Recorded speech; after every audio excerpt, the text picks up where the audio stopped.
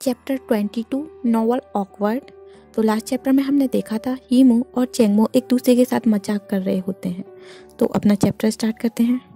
तो चैप्टर के स्टार्टिंग में दिखाया जाता है चेंगमो अपनी आर्म क्रॉस करता है और कुर्सी पर बैठ जाता है और बोलता है यीमू, मैं सच में चाहता था कल तुम मुझे फील्ड वाले प्रोजेक्ट में कंपनी दो, मगर तुम्हें देखकर लगता नहीं है कि ऐसा हो पाएगा। यीमू बोलता है नहीं, मैं इस प्रोजेक्ट के पीछे तो कब से लगा हुआ हूँ। मिस्टर चैंग, प्लीज़ आप पब्लिक मैटर और प्राइवेट मैटर को अलग अलग रखिए। चेंगमो अपनी चिन ऊपर उठाता है और बोलता है मैं भी ऐसा ही करना चाहता हूँ, मगर तुम्हारे फेस को देखकर लगता नहीं है। तुम ऐसे फेस के साथ में क्लाइंट से कैसे मिलने जाओगे? चेंगमो बोलता है। यीमू बोलता है मैं जानता हूँ ये बहुत ही पिटीफुल होगा इस फेस के साथ में जाना, मगर मैं आपका बॉडीगार्ड बन के चल सकता हूँ मिस्टर चैन प्लीज़। चेंगमो अपनी आंखें उठाता है और बोलता है अच्छा जोक है, एक ऐसा बॉडीगार्ड जिसके खुद के इतनी चोटें लगी हुई हैं। यीमू बिना हिचकिचाए बोलता है एक बॉडीगार्ड डिजाइन ही पिटने के लिए होता है। चेंगमो बोलता है तुम्हें अब भी मजाक सूझ रहा है? पता नहीं क्यों पर तुम मुझे अच्छे मूड में लग रहे हो आज। क्या तुमने कोई नया पार्टनर ढूंढ लिया है? चेंगमो बोलता है। यीमू अपनी आंखें झुका लेता है और उसका आंसर देने का कोई भी इरादा नहीं था और वो इसीलिए कुछ नहीं बोलता। चेंगमो टेबल से सारी फाइल्स को उठाता है और इंफॉर्मेशन कलेक्ट करने लगता है और वह पेज पलटते हुए बोलता है चलो भी इस बार यनचेन से कोई अच्छा ही देखना। तुम जैकजियान जा सकते हो, कल सुबह 10 बजे मेरे घर आ जाना मेरी पैकिंग में मदद करने के लिए। ओके, यीमू बोलता है और वह थैंक यू बोलकर वहाँ से निकल जाता है। जब वह काम से घर जा रहा था तो उसे एक कॉल आता है। कॉलर आईडी पर नाम लिखा था मॉम। बिना हेजिटेशन के यीमू कॉल रिसीव करता है और बोलता है हेलो मॉम। यीमू को एक फेमिलियर आवाज़ सुनाई देती है। यीमू, क्या आज रात को तुम फ्री हो? घर आ जाना डिनर के लिए, तुम्हारी नीज का बर्थडे है। यीमू अपने फेस के बारे में सोचता है और फिर वो ऐसी स्थिति में घर नहीं जाना चाहता, इसलिए वो मना कर देता है और बोलता है मुझे यहाँ पर करने के लिए बहुत कुछ है, तो शायद मैं नहीं आ पाऊँगा मॉम। मॉम बोलती हैं ये कभी कभी ही मौका आता है कि फैमिली में सब लोग एक साथ होते हैं, तो प्लीज़ कोशिश करो और हमें डिसअपॉइंट मत करो। यीमू बोलता है मॉम सच में मुझे यहाँ पर काम है। मदर ये बोलती हैं पर मैंने यहाँ पर सबको प्रॉमिस कर दिया है कि तुम आओगे, अब तुम मेरी बात का मान नहीं रखना चाहते। यीमू अपनी मॉम के टेम्पर को जानता था, अगर वो आज नहीं गया तो इस बात को वो कम से कम 8-10 महीने तक नहीं भूलेंगी और इसी के बारे में बार बार बात करेंगी। बस इसी वजह से यीमू एग्री हो जाता है। इन इवनिंग थोड़ी थोड़ी बारिश पड़ रही होती है। करीब 7 बजे का टाइम था जब यीमू अपने घर पहुंचता है। परिवार में बहुत ही रौनक थी। वहां पर दोनों छोटे बच्चे भी थे और माहौल भी बहुत अच्छा हो रहा था। यीमू को देखकर माँ दुखी हो जाती हैं और पूछती हैं ये तुम्हारी फेस पर इतनी सारी चोटें कैसे आई, तुम्हें किसने पीटा? यीमू कुछ नहीं बोलता और चुप हो जाता है। वो अपना स्कार्फ उठाता है और स्कार्फ पहनता है और किचन में जाकर हेल्प करने लगता है। उसकी माँ भी उसके साथ किचन में जाती हैं। वो किचन का दरवाज़ा बंद करती हैं और यीमू को अपनी ओर खींचती हैं और बोलती हैं बताओ क्या हुआ? यीमू कुछ नहीं बोलता और अपनी गर्दन नीचे झुका लेता है और चुप हो जाता है। उसकी माँ का चेहरा कुछ अच्छा नहीं दिख रहा होता है। क्या ये यन फैमिली के बच्चे से रिलेटेड है? मदर बोलती हैं। यीमू की माँ जानती थी कि यन फैमिली के बच्चे की एक की शादी हुई है और वो यीमू और यनचन के बारे में बहुत कुछ जानती थी। उसे तुम्हें उसने नहीं बुलाया क्योंकि वो तुम्हें अनकंफर्टेबल फील नहीं कराना चाहता था। पहले जब तुमने मुझसे कहा था कि तुम्हें लड़के पसंद हैं तो मुझे बहुत ही गुस्सा आया था, लेकिन अब मैं चाहती हूँ कि तुम एक ऐसा इंसान ढूंढो जो तुम्हारे साथ में अच्छी ज़िंदगी बिता सके और तुम दोनों अच्छे से खुशी से रह सको। और अपने पिताजी की चिंता मत करना और ये बिल्कुल मत सोचना कि वो तुमको अच्छा नहीं समझते, वो तुम्हारी बहुत ही परवाह करते हैं, जैसे कि मैं तुम्हारी परवाह करती हूँ। जब मेरे परिवार वाले बुढ़े थे तो उन्होंने हमसे कुछ नहीं मांगा, बस वो चाहते थे कि तुम अच्छी लाइफ जियो। यीमू की आंखें लाल हो जाती हैं और ये मुँह बोलता है थैंक यू मॉम। मदर ये मुँह का कंधा थपथपाती हैं। तभी दरवाजे पर नॉक होता है। ये मुँह अपना फेस पहुँचता है और दरवाज़ा खोलता है। एक बच्चा आता है और बोलता है अंकल क्या आपके पास में मोबाइल है? मेरी बहन और मैं गेम खेलना चाहते हैं। वो बच्चा उसकी भांजी थी जिसका नाम यूचुन था। वो बहुत ही ब्यूटीफुल थी। यीमू उसे देखकर स्माइल करता है और अपना फ़ोन निकालकर उसको दे देता है। यूचुन स्माइल करती है और मोबाइल लेकर वहाँ से भाग जाती है। मदर ये उसको जाता हुआ देख बोलती हैं तुम्हें नहीं लगता हमारे भी एक ग्रैंडसन या ग्रैंड डॉटर होनी चाहिए थी? ये सुनकर यीमू अपना सर झुका लेता है। उसकी आंखों में एक सूनापन था और वो अपने माँ पापा के लिए हमेशा से गिल्टी फील करता था और वो सोचता है शायद ये लाइफ में कभी भी पॉसिबल नहीं हो पाए। ये इतना पॉसिबल नहीं है कि इसको पूरा किया जा सके। तभी आवाज़ आने लगती है मुझे दो। नहीं मैंने इसको बोरो किया है, पहले मैं खेलूंगी। नहीं तुम पहले खेल चुकी हो, अब मुझे खेलने दो, अब मेरा चांस है। घर के बाहर बच्चे झगड़ा कर रहे थे मोबाइल को लेकर। वो बच्चे मोबाइल को लेकर झगड़ा कर रहे थे। उसी खींचातानी में उनसे एक नंबर डिलीट हो जाता है जो कि फ़ोन बुक में सेव था। ये चुन पाउट करती है और उसकी छोटी बहन ये त्यान दोनों एक दूसरे की ओर देखने लगते हैं और छोटी वाली बोलती है सिस्टर मैंने देखा था यहाँ पर एक शब्द लिखा हुआ था, आई थिंक वो ओल्ड लिखा था, इस कॉलम में ओल्ड लिखा था। ये चुन बोलती है हाँ मैंने भी देखा था पर मैं नहीं जानती वो वर्ड क्या था। ये त्यान अपना सर उठाती है और बोलती है बॉस। ये चुन चौंकते हुए बोलती है नहीं मुझे पता है वो बड़ा वर्ड था और मैं उस तरह से नहीं लिख सकती टीचर।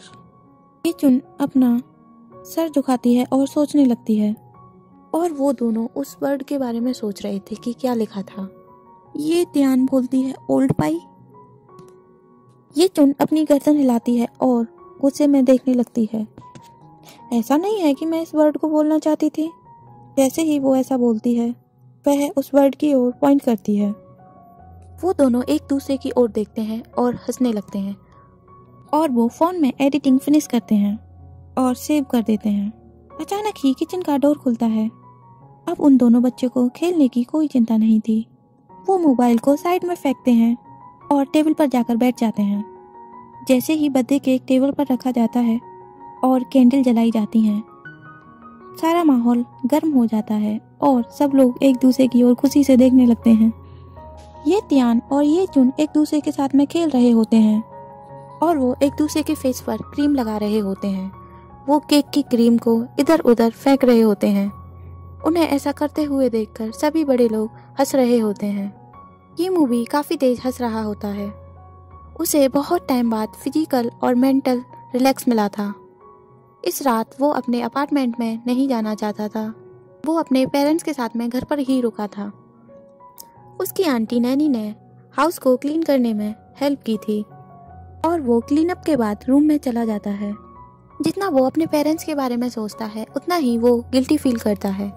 अगर वो अपने ही एज के और लोगों को देखे तो बहुत ही आगे बढ़ चुके थे और वो सोचता है क्यों ना ऐसा होता कि सब कुछ अच्छा हो जाता और मैं समय में पीछे जा पाता और चीज़ों को ठीक कर पाता और सब कुछ पहले जैसे अच्छा हो पाता। ये मुँह ऐसा सोच रहा होता है। अगर उसको पता होता कि ऐसा होने वाला है फ्यूचर में तो वो अपने पेरेंट्स के साथ में हमेशा से ही अच्छा रहता। यही सोचते हुए वो सो जाता है।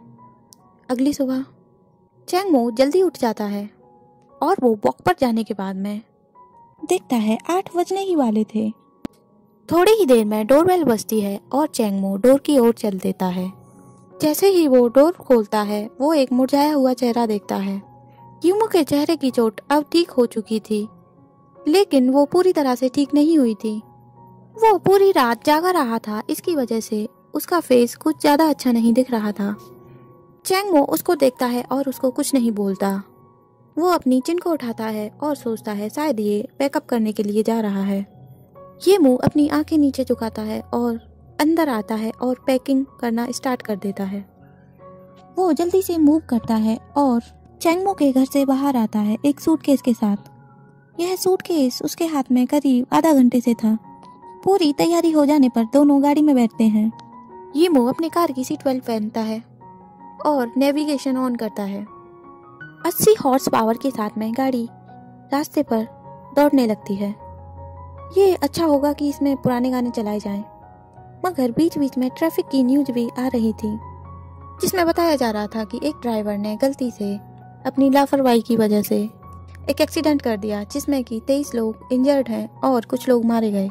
इस वजह से ट्रैफिक जाम हो रखा है। ये न्यूज़ सुनकर ही चैंगमो चौंक जाता है और फिर अपनी गाड़ी को साइड में लगाता है और सोचता है क्यों ना अच्छा होता कि मैं एक झपकी ले लेता यहाँ, ये सब कितना बोरिंग है। तभी चैंगमो बोलता है, हे फास्ट ड्राइव करो नहीं तो हम लेट हो जाएंगे। गाड़ी बहुत तेजी से दौड़ रही थी, मगर नेविगेशन में अभी भी दिखा रहा था कि उनका डेस्टिनेशन पहुंचने में करीब 3 घंटे लगेंगे। चैंगमो यीमू की ओर देखता है। वो कुछ कहने ही वाला होता है कि अचानक से चौंक जाता है। वो देखता है यीमू की आंखें बंद हैं और वो बंद आंखों से ड्राइविंग कर रहा है। यीमू बड़ी शांति से ही सो रहा था। जब उसकी आंखें खुलती हैं तो वो देखता है कि वो बैक सीट पर आ चुका है। चैंगमो सामने बैठा हुआ था और उसने स्टीयरिंग व्हील पकड़ा हुआ था और उसका फेस काफी हैंडसम दिख रहा था। जब चैंगमो को पता चलता है कि पीछे सोया हुआ इंसान अब उठ चुका है, वो पूरे गुस्से के साथ बोलता है, यीमू, इस मंथ की तुम्हारी सारी सैलरी काट ली जाएगी। यीमू भी अंदाजा लगा चुका था कि ये सब किस वजह से हुआ है, तो वो कुछ नहीं बोलता और सॉरी बोल देता है और माफी मांगता है। चैंगमो उसकी तरफ नहीं देखता और वो अपना फेस स्ट्रेट रखता है और वो कुछ भी नहीं बोलता है और वो फाइनली होटल पहुंच जाते हैं। यीमू चौंकते हुए बोलता है, मिस्टर चैन, ये वो होटल नहीं है, ये तो ल्यूइस है। चैंगमो यीमू की ओर कोल्डली देखता है और बोलता है, मैं यहीं तक आना चाहता था। मुझे नहीं पता एक मूर्ख इंसान जो सो रहा था उसने कार को दूसरे प्रांत में पहुंचा दिया। अब बस तुम्हारे पास में एक टूटी हुई दुकान है जिसमें तुम रह सकते हो, अब खुश हो। चैंगमो यीमू से बोलता है। यीमू को बहुत ही एम्बैरेस फील होता है। वो कार का दरवाजा खोलता है और कार से बाहर निकल जाता है। आधी रात के कारण होटल ने इनको डबल रूम प्रोवाइड कराए थे। वैसे तो चैंगमो बहुत ही गुस्सा था, मगर उसने कुछ नहीं बोला और ऐसे ही जाने दिया। वैसे भी वो दोनों एक ही वार्ड में रुके थे उरुक में, अब उन्हें कुछ भी इन्वेस्टिगेट करने की जरूरत नहीं थी। होटल का ओनर बहुत ही उत्साहित सा दिख रहा था। वो उनको रूम दिखाता है और उनके लिए चाय बनाने में मदद करता है और उनको वाटर हीटर के बारे में भी बताता है और चला जाता है। यीमू बहुत ही स्लीपी था, इसीलिए वो बाथरूम में जाता है और बात लेता है। चैंगमो बेड पर बैठा हुआ था, कुछ डॉक्यूमेंट्स को हाथ में लेकर, और वो प्रोजेक्ट को देख रहा था। अचानक ही यीमू का फोन बजता है। चैंगमो को शोर फील होता है और वो फोन को उठाता है और कट करता है और साइड में रख देता है। देर तक डॉक्यूमेंट्स को देखने के बाद में उसे बोरिंग फील होने लगता है और वो यीमू का फोन उठाता है और उसमें देखने लगता है। चैंगमो यीमू के फोन को लेकर स्क्रॉल कर रहा होता है और स्क्रॉल करते हुए उसकी उंगली एक जगह रुकती है जिस पर लिखा हुआ होता है वाइफ। चैंगमो उस दिन काफी गुस्से में था। वो उसको खोलता है और उस पर एक टेक्स्ट मैसेज करता है जिसमें लिखता है, हे ब्रेकअप यीमू, और बड़ी शांति से फोन को साइड में रखता है और अपनी फाइल्स उठाकर उनको देखने लगता है। थोड़ी ही देर बाद मैसेज सेंड हो जाता है और वो अपनी फाइल्स को देख रहा होता है। अचानक से चैंगमो का फोन वाइब्रेट करता है। चैंगमो जैसे ही अपना फोन खोलता है उसमें एक टेक्स्ट था, हे लेट्स ब्रेकअप यीमू। चैंगमो कुछ नहीं कह पाता और वहीं की वहीं रुक जाता है। चैंगमो का माइंड एकदम ब्लैंक हो जाता है और वो सोचने लगता है, इस गे गाय ने मेरा नंबर वाइफ के नाम से सेव कर रखा है। तो गाइस, ये यीमू ने सेव नहीं किया था, ये उन बच्चों की शरारत थी जिन्होंने चैंगमो का नंबर वाइफ के नाम से सेव कर दिया था। और चैंगमो सोचता है इसका मतलब क्या है। चैंगमो अपने आप को समझाने लगता है और काम करने लगता है। और इसी के साथ हमारा चैप्टर खत्म होता है। आगे के चैप्टर के लिए देखते रहिए स्टोरी बक्स।